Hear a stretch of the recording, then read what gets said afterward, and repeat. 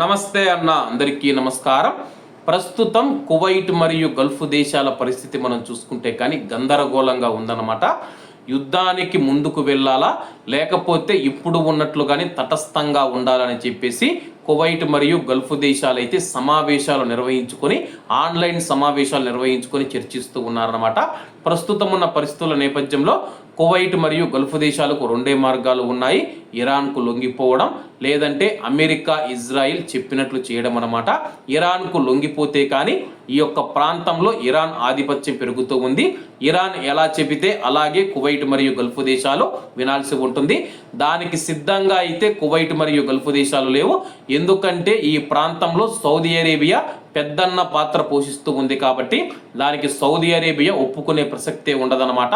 కాబట్టి ఇంకొక మార్గం ఏదైనా ఉందంటే కానీ కువైట్ మరియు గల్ఫ్ దేశాలకు అమెరికా మరియు ఇజ్రాయిల్కు మద్దతు ఇస్తూ తమ దేశంలోని అమెరికా యొక్క ఎయిర్ బేసులు ఏవైతే ఉన్నాయో అమెరికా ఇజ్రాయిల్ వాడుకునేందుకు అనుమతినిచ్చి ఇరాన్ను సర్వనాశనం చేసేందుకు కువైట్ మరియు గల్ఫ్ దేశాలు సహకరించాల్సి ఉంటుంది.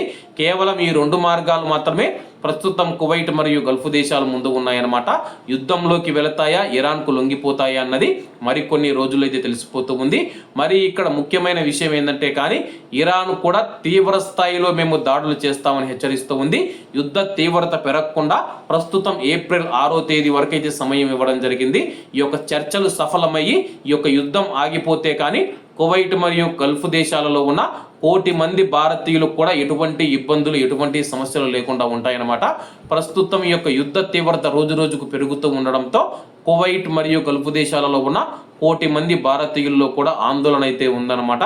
ఆ యొక్క ఆందోళన పోవాలంటే కానీ కువైట్ మరియు గల్ఫ్ దేశాలు ఇప్పుడు ఉన్నట్లే తటస్థంగా ఉండటం మంచిదని చెప్పేసి నిపుణులు సూచిస్తూ ఉన్నారు.